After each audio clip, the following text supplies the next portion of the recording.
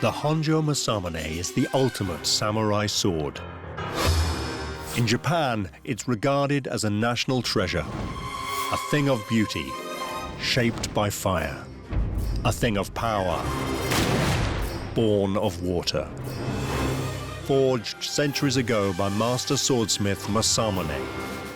If it's a Masamune, it's almost like having crown jewels. Proven in battle for centuries. Legend tells of a just blade, discerning and honorable. It was venerated as the hereditary sword of power by the ruling shoguns. Passed from generation to generation for 700 years. But in the aftermath of the Second World War, it disappeared. It is the vanished embodiment of Japanese tradition and an object of great desire. Records tell us a mysterious US sergeant took it to be destroyed. But some say he saved it and took it home to America. Now worth millions of dollars, experts believe it may still be out there. I still somehow feel that it still does exist, possibly unrecognized. This is the story of the ancient legendary Honjo Masamune, lost sword of the samurai.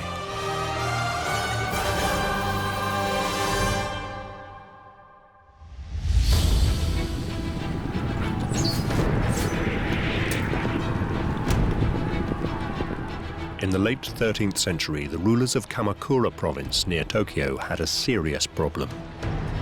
The invading Mongol hordes of Kublai Khan. Under the onslaught, their weapons simply weren't up to the task.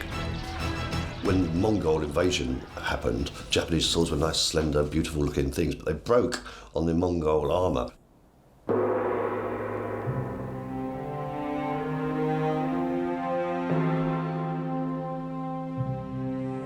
To solve this problem, they turned to swordsmith Honjo Masamune. Masamune's task was to redesign the Japanese sword to withstand the armor and kill the Mongol invaders. Masamune developed techniques that have never been surpassed. First, Masamune beat red-hot high-carbon steel into a thick rectangular billet. Then cutting and folding it again and again, he forged a blade composed of over 30,000 layers. To the thick back edge and the thin cutting edge, he gave very different properties. And these were born not from the heat of the fire, but how the steel cooled in water. The cutting edge, because it hardened quickly, is very, very hard, almost as hard as glass, but it's brittle. The thicker, heavier back edge gave up its heat more slowly. This changed the structure of the iron itself, making it far less hard but more flexible than the vulnerable sharp edge. The back, because it cools slowly, is tough and malleable, and it supports and stops that brittle edge cracking. In battle, the thin edge was used offensively to cut. It is rigid and razor sharp, and the back used defensively as a shield. Its flexible spine absorbing impact.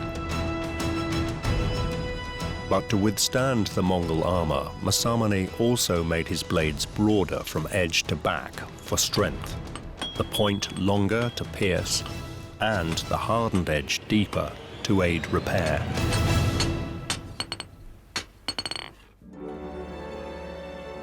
And so, Masamune brought the samurai sword to the peak of perfection, exemplified by the Honjo Masamune. Not just a weapon, but a work of art, an object of beauty. And Masamune's name still resonates throughout Japan today. He's known to school children in Japan. They might know nothing else about Japanese swords, but his name is known.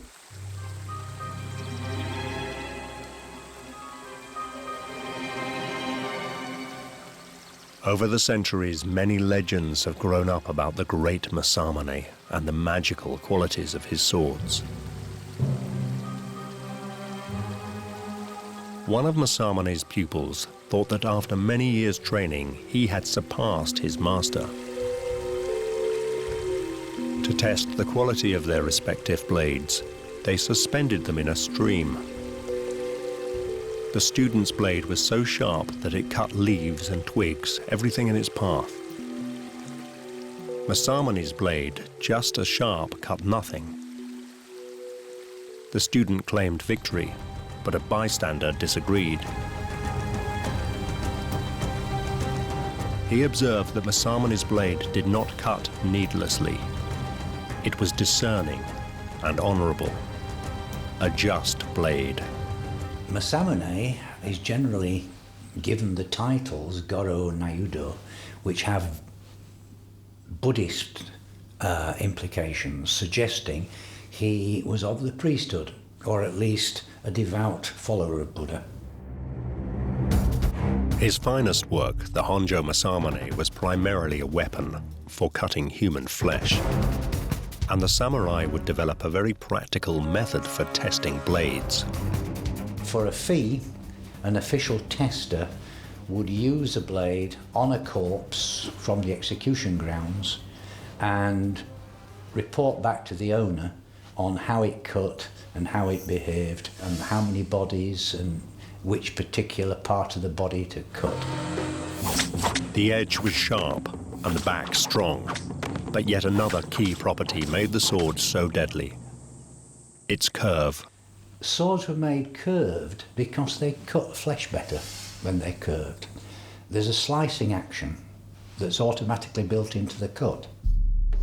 There are diagrams which show the various cuts that were tested. The easiest was to chop through a wrist or an ankle. The most difficult would be through the pelvic girdle or the shoulder girdle, and diagonally down through the rib cage, cuts like that. As a permanent record, the test results would be carved into the sword's tang under the mounted grip. It shows that these swordsmiths had a great concern, not only just for the look of their swords, but of the effectiveness of their swords.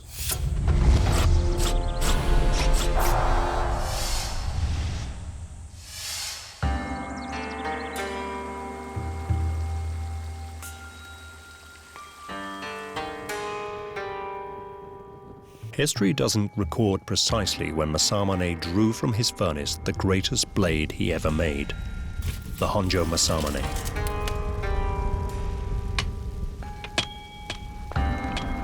Around the year 1300 is the closest anyone can say.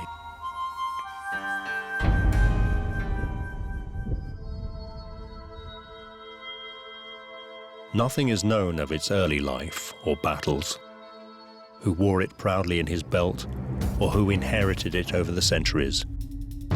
Such a fine sword would have played an important part in the rigid social structure of feudal Japan, in which everyone knew their place.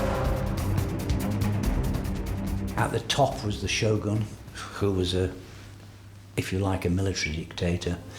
Below him would be various large landowners.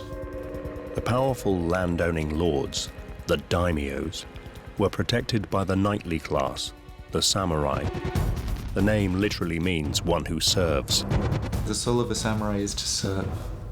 The soul of a samurai is to wait. The soul of a samurai is to follow his lord, until such time as his lord may want him. The sword was an essential part of a samurai's dress, the uniform of his class. The long sword was a large part of who he was. The sword was something more than just a weapon. It was his most prized possession. It was described as the soul of the samurai. The sword was an important thing for the samurai because it was their badge of rank. It was their status symbol, if you like. Just as a samurai's life belonged to his lord, lives of those with a lower rank, farmers and peasants, belonged to him. The samurai were allowed to cut down anybody without any excuse. If you insulted me and you were a peasant, I could just cut you down and that was it.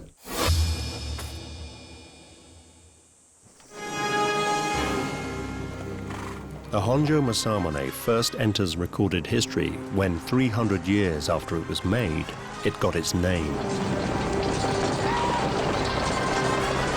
In the 16th century, in battle, General Honjo Shigenaga was attacked by an enemy with Masamune's masterpiece.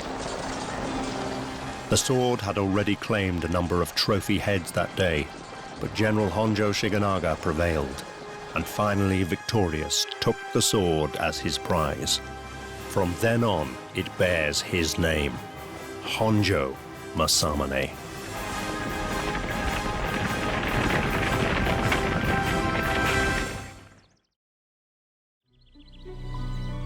Soon afterwards, General Shigenaga was ordered to Fushimi Castle.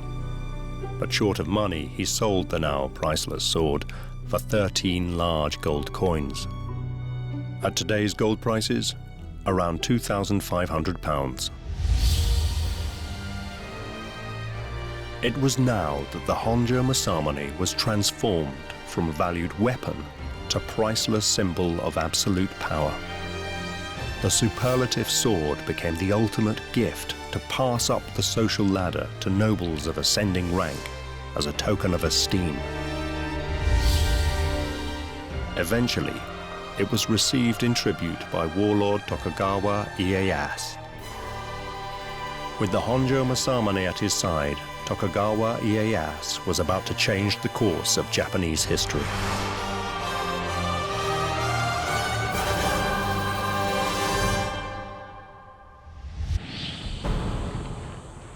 Japan was being torn apart by civil war. Daimyo against daimyo, samurai against samurai, each fighting loyally for his lord to the death. Finally, in 1603, Tokugawa Ieyasu amassed enough military power to seize overall control. He made the emperor a mere figurehead. Ieyasu himself would rule all Japan as military dictator. He would be the shogun. Japan was at war for 150 years between the 15th and the 16th centuries. And the great Tokugawa achievement is to make peace break out, if you like.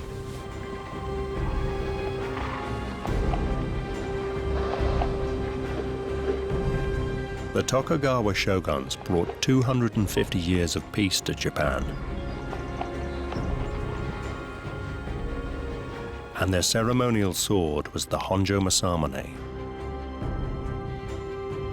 Over the centuries, the hereditary sword of the shoguns was passed from generation to generation.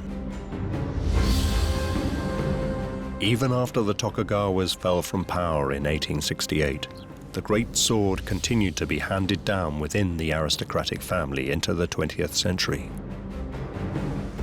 In 1939 in Tokyo, it was designated a Japanese national treasure, a survivor of 700 years of turbulent history.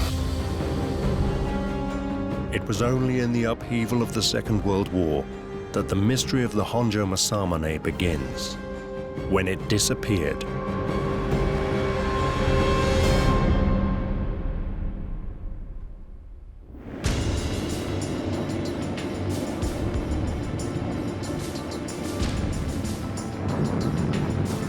Japan entered World War II in 1941 with a surprise attack on the US Navy anchored at Pearl Harbor, Hawaii.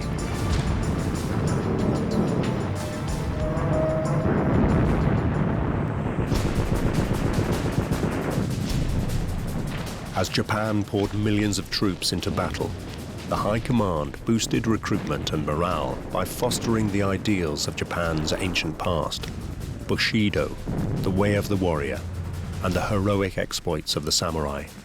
So they gave out swords.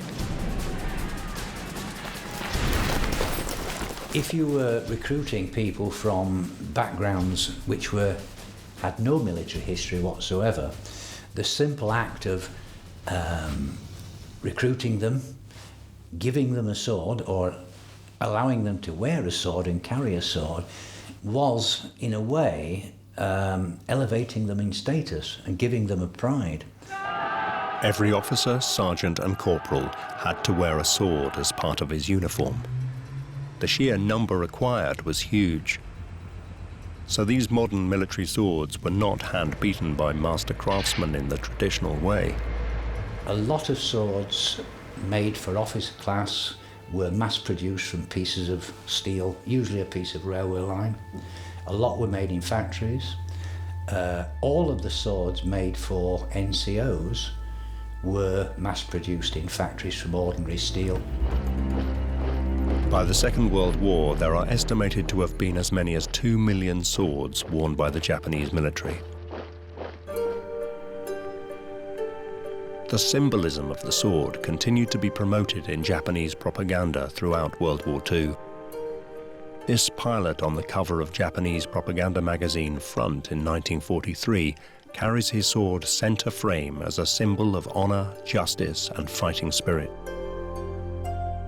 It's a very well-informed, very well-composed, highly artistic, and very effective image. But it's not true. This is not how pilots got into planes. This is staged. But samurai myths about sacrifice become very useful for steeling yourself before you are going to get into the cockpit of a plane in which you are probably going to die.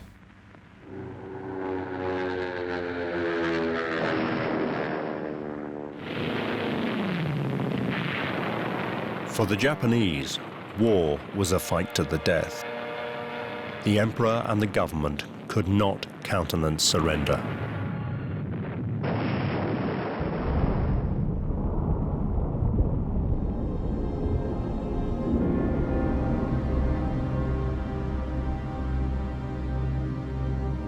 On August the 6th and 9th, 1945, American B-29 aircraft dropped a nuclear bomb on 2 Japanese cities, Hiroshima and Nagasaki.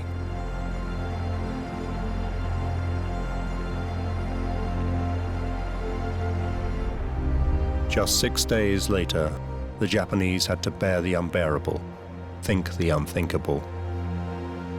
They surrendered. Across the radio comes the voice of the emperor, which nobody's heard before. And it's a very strange voice, it's a very high voice, it's a very weak voice. He's talking in a language that most of them don't understand. But the message is clear. We've lost. At the end of the Second World War, the average Japanese person would have been totally devastated by having suffered defeat, a loss of face. But on the other hand, the war was over, and the hardship they'd been through, the firebombing, the starvation, was finished. Not for the first time in Japanese history, the emperor had to move aside for a powerful shogun. Shogun is a very old title in Japanese history. It means not just military commander, but supreme dictator. And the man the United States sent to rule occupied Japan was certainly that. 5-star General Douglas MacArthur. You get this tall, white American stepping out of an airplane in a very theatrical way. He's dressed very particularly, his collar is open, you know, and this is the new guy in town. MacArthur was a dictator, and he was the supreme commander. It's a time of chaos, and MacArthur's there to do a very particular job, and he's very aware of the job he's going to do. He's very charismatic, he's very savvy. There's a very famous photograph, for example, of MacArthur standing next to the emperor in morning coat, looking incredibly formal. MacArthur again with the open shirt collar and towering over him. And of course it's a way of making a very profound statement. MacArthur officially accepted the Japanese surrender in a ceremony aboard the USS Missouri in Tokyo Bay on the 2nd of September 1945. It is my earnest hope, and indeed the hope of all mankind, that from this solemn occasion a better world shall emerge out of the blood and carnage of the past.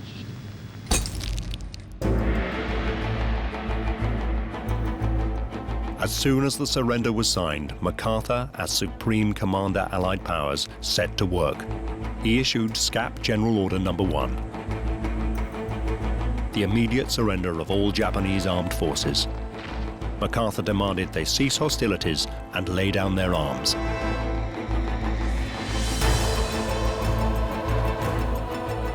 At the beginning of the occupation, though, there are two main objectives. The first, the urgent one, is demilitarization. You have to take the stuff away, you have to make sure they don't do it again. MacArthur's plan was to make sure Japan could never wage war again.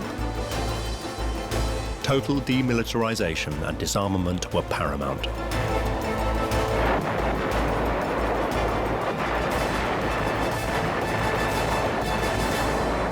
They destroyed a lot of, honest-to-God, modern military material, planes and so on and so forth. They also collected a lot of gunpowder, which of course has its uses. They just collected everything.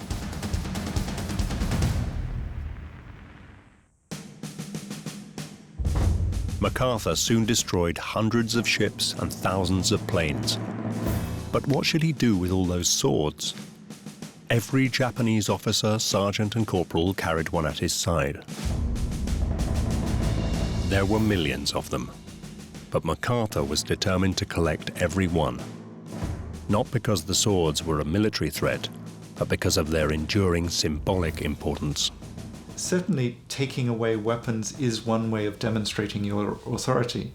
And of course, the sword is not, in the end, a weapon. It's a symbolic statement about authority. It's the thing that somebody would carry who was in charge. So to take the symbol of authority away is important.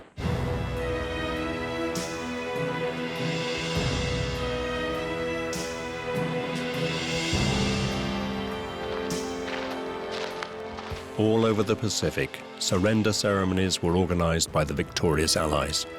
On parade grounds in Sumatra, Burma, and Malaya, Japanese fighting men suffered the humiliation of surrendering their treasured swords to the Americans.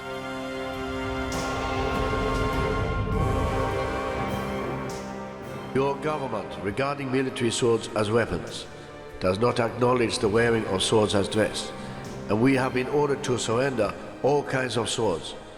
Japanese officers are extremely dejected and troubled.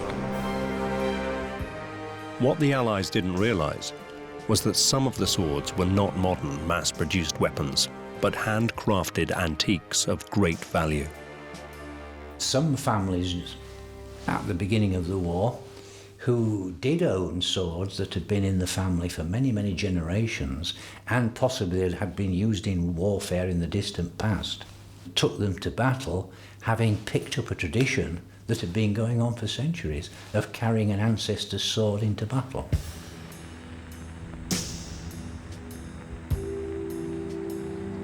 Surrendering a venerable family heirloom was especially painful. I cannot help heaving a deep sigh of sorrow in parting with my most beloved sword, my spirit, with which my ancestors went to war, and which my father himself handed over to me when I set out from home for this war, praying for my heroic victory in every action.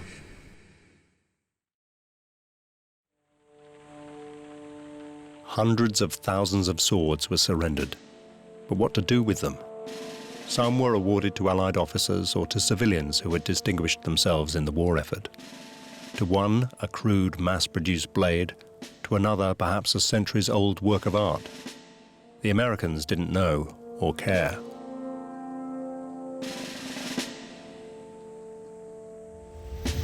But most of the swords were not given away. They were destroyed.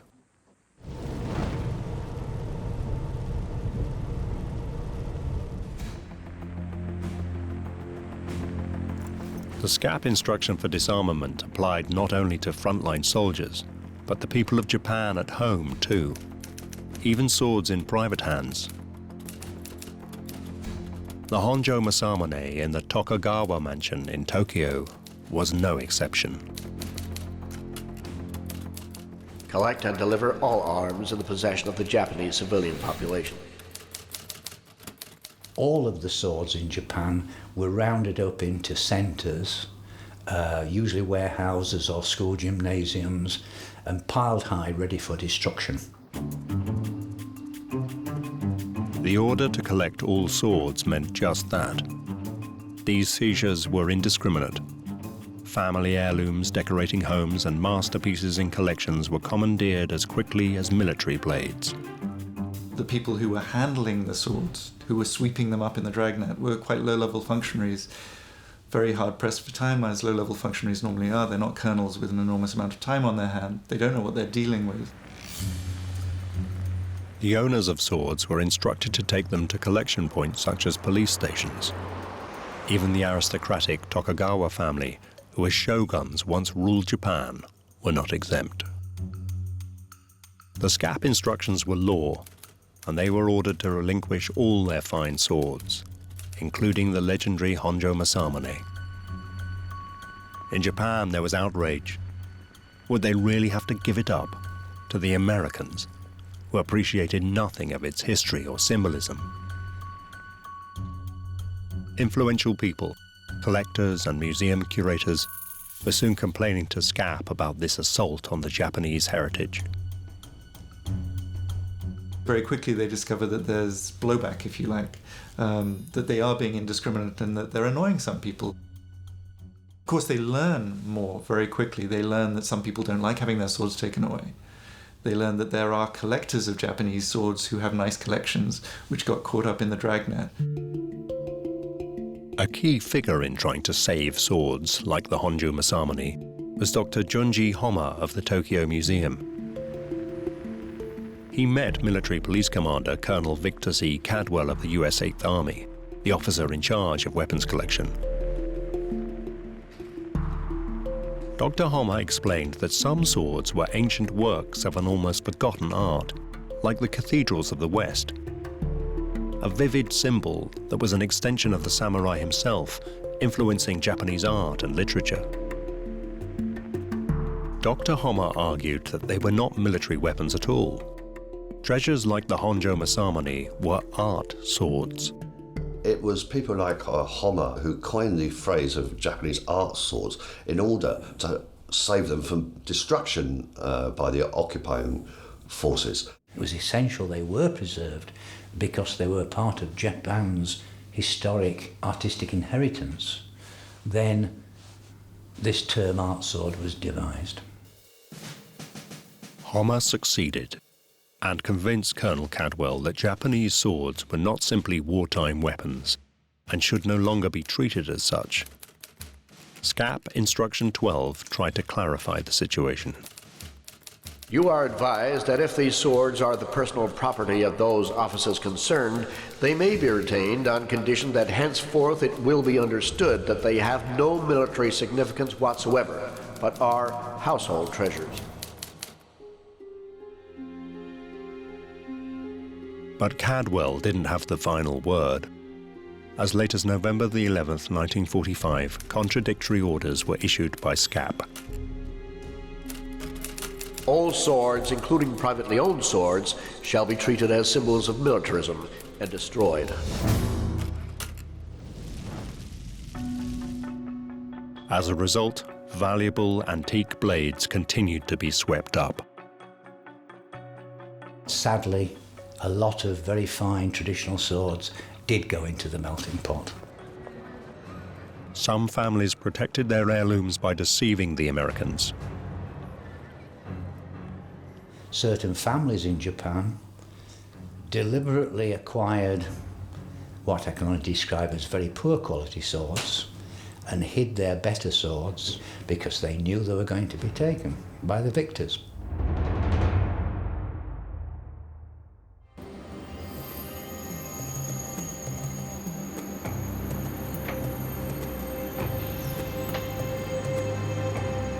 But the Tokugawa family did no such thing.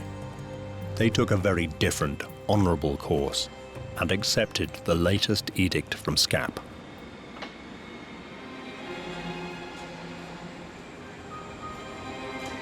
Just before Christmas 1945, the last known owner of the Honjo Masamune, Tokugawa Ieyasu, a descendant of the shoguns, obeyed the law and delivered the family's swords to Majiro police station. The family still does have ownership of it, and so they can do something useful, which is their duty. Because, of course, the symbolic value of the old military family of Japan, the first military family of Japan, giving up the symbol of their authority to the new occupiers in order that Japan can embark on a new path.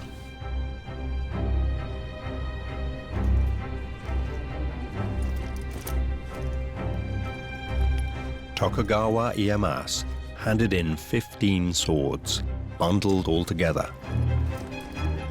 And among them was the finest sword ever made, the Honjo Masamune.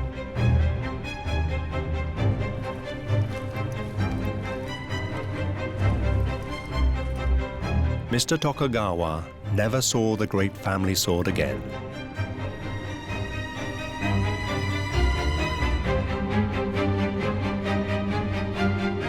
The Honjo Masamune disappeared and entered the realm of conjecture and mystery.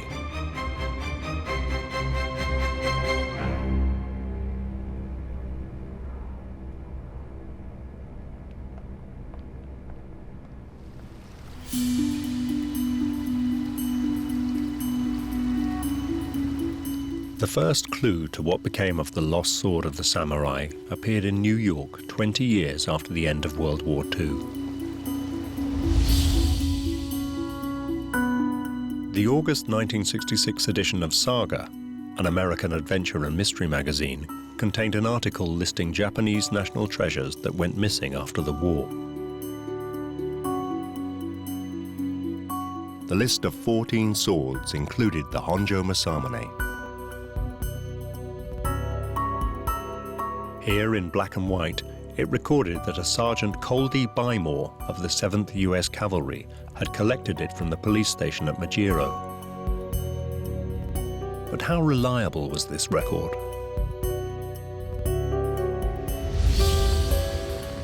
What is undoubtedly true is that the 7th Cavalry patrols were in Tokyo and did make inventories of all arsenals, factories, barracks, and storage depots. They also disposed of munitions and conducted patrols in search of hidden Japanese weapons, including swords. This corroborates the Saga magazine article.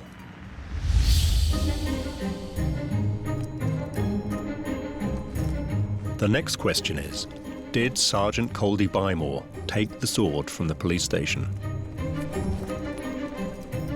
Unfortunately, all police records for the period in question are lost.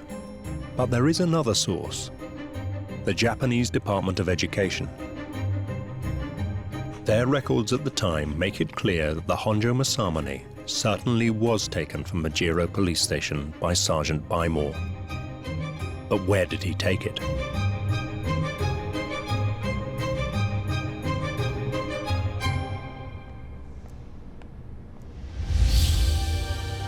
All over Japan, collected swords were piled high in warehouses before being dumped at sea or melted down for scrap iron. In Tokyo, for Sergeant Coldy Bymore, storage was at the Akabane depot. To avoid the destruction of art swords, every blade at Akabane was scrutinized by Dr. Junji Homa's inspection committee. It was a big success. Nearly 5,000 swords were identified as important cultural artifacts and returned to their owners. But the Honjo Masamune was not among them. Was it fed to the furnace and destroyed? Or did Coldy Bymore keep it for himself? I think it's most unlikely that the Honjo Masamune sword did go into a melting pot. The Tokugawa, having been shoguns of Japan, and hence at the pinnacle of Japanese society, would have had some extremely fine swords. And I'm pretty sure that even the police in the local police station and the sergeant to which they were handed over to would have recognised the quality of the mountings, if nothing else. And therefore, I suspect they were shipped back to America pretty quickly. What is certainly true is that the American Army operated an official war trophy system. A GI who had taken part in the Pacific War could, with the correct permission slip, take home one enemy gun and one sword as personal souvenirs. Most of these returning men were carrying mass-produced military swords, nothing special. But some GIs unknowingly had centuries-old works of art of great cultural and monetary value. It's very possible that the Honjo Masamune was taken by Coldy Bymore as his personal memento. If this was true, the question then became, when did Sergeant Bymore get shipped home? And did he carry the Honjo Masamune with him?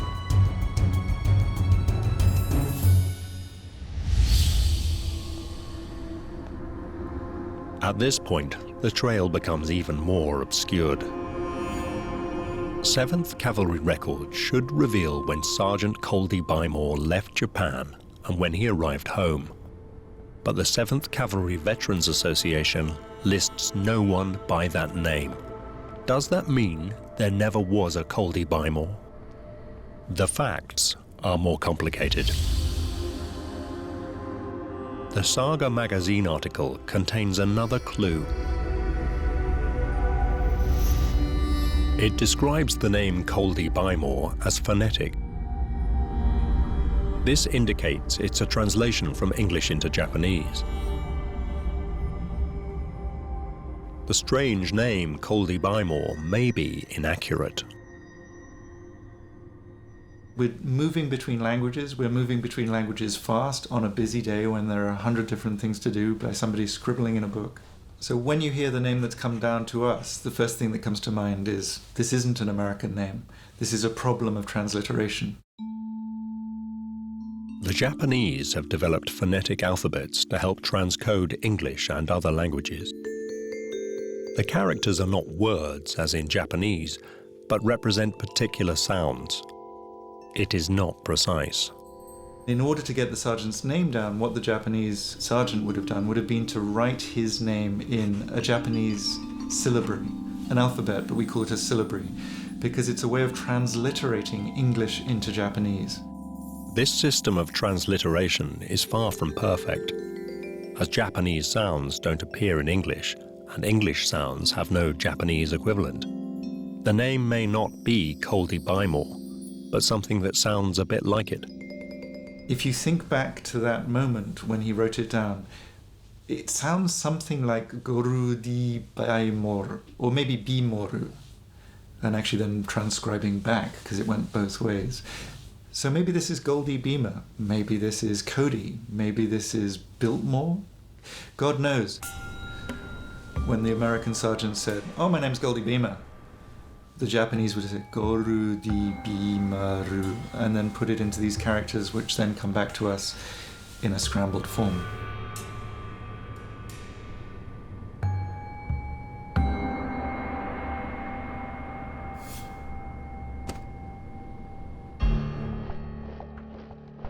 So was there a 7th Cavalry Sergeant in Tokyo on the 18th of January 1946 with a name similar to Coldy Bymore?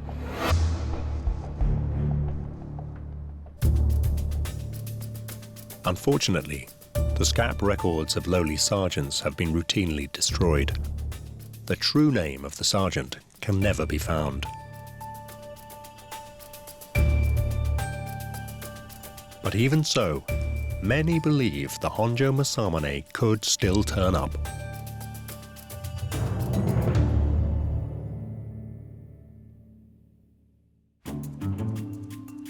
In the years since the war, Americans began to understand the prestige and value of fine Japanese swords properly. President Truman was given a 650-year-old sword in a 350-year-old silk wrapping as a war souvenir.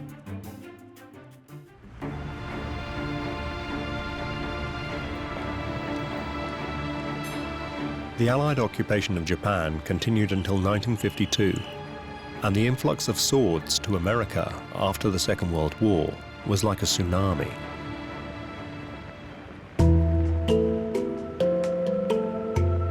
For the handful of knowledgeable sword enthusiasts who recognized the characteristics which made a blade great, there was the opportunity to make a lot of money. I could quite easily buy swords one day for £15 and sell them the next day for £300 or something, which was incredible sort of stuff. Dealers discovered that hidden in the stream of confiscated weapons, there were historically important swords now scattered all over the US. In America has still got thousands of swords stashed away in attics, box rooms, garages, which was brought back as trophies and are merely regarded as, oh, Grandad's old sword. Could the Honjo Masamune be among Grandad's old swords? Since World War II, there have been thousands of ads placed in newspapers all over the US offering to buy Japanese swords.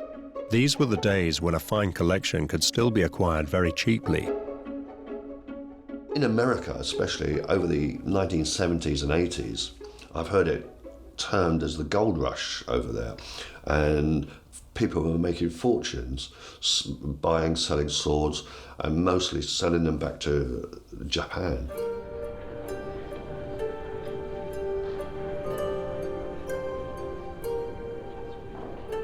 As this market developed, some important art swords did occasionally turn up.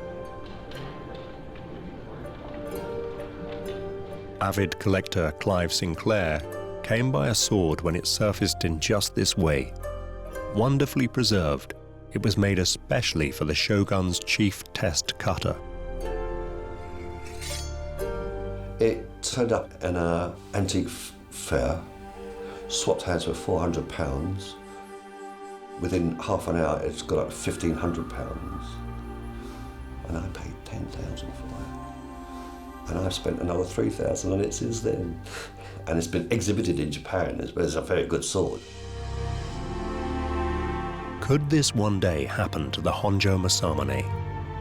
If it did emerge from someone's attic, how could it be recognized?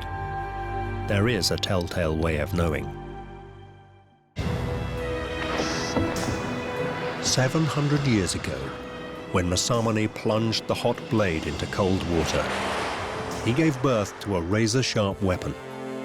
But he also gave the Honjo Masamune a unique signature. If a sword turned up that was claimed to be the Honjo Masamune, because it was a national treasure, prior to the war there were very, very accurate drawings made of its shape, the patterning of the hardened edge, which you could use to compare a sword with, to say, yes, it's the same, or no, it isn't. For centuries, it was customary for an artist to meticulously draw the unique pattern on the edge of a fine sword, the hamon. When in 1939 the Japanese declared the Honjo Masamune a national treasure, such fine detailed drawings of the hamon were made. If the Honjo Masamune ever appeared at an antiques fair or auction, there could be no mistake. Its fingerprints have been taken. At this point, perhaps the best way of understanding the meaning of that sword is as an artistic object. So it's made by a famous maker, and it has fabulous provenance. If you go to an auction house today, you need something with provenance. You need to know which hands it's passed through. But any lucky finder in the US would face a catch-22. For a collector to be certain, for its identity to be official, the Honjo Masamune would have to be sent to Japan for shinsa, a rigorous examination by Japanese experts.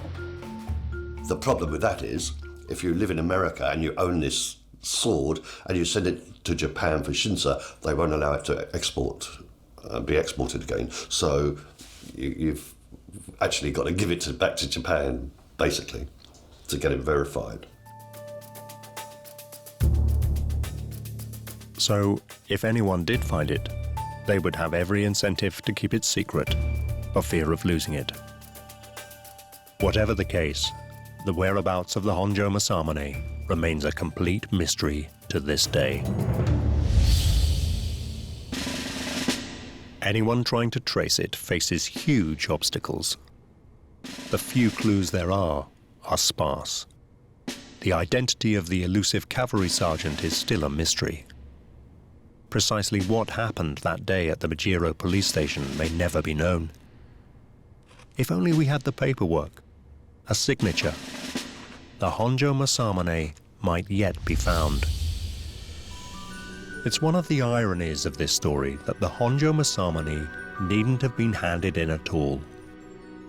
If the Tokugawas had only waited just a few months until the law was changed, they could have kept it.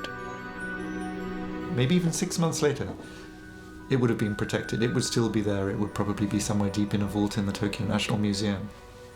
The Honjo Masamune would have become, again, firmly, finally, a national treasure, a national property put on show for the people of the new nation, not as a weapon, as a work of art.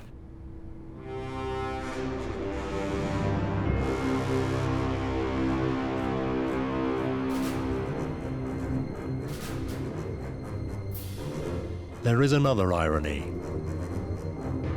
Because it is lost, the Honjo Masamune has been transformed from a historical artifact to a thing of legend. Maybe the most important fact about this sword is that it's lost. A thing that no longer is there, or a thing that you've never seen, is much more powerful than one that you have close at hand. The legend will only ever grow stronger until more evidence can establish where it is or whether it has been destroyed. Unless we see its corpse or something, we'll never know, will we? I mean, unless we see its broken tang or something, we'll never know. Anyone with a love of Japanese swords can never give up hope. I still somehow feel that it still does exist, possibly unrecognised, somewhere. Things usually turn up when somebody dies and heirs go in and discover objects. It could still turn up. If it did, it would be a media spectacle. It would be wonderful if somebody could find that sword. While a treasure such as the Honjo Masamune remains lost, stories will be told of its possible location, and people will dream of it, hunt for it. The lost sword of the samurai.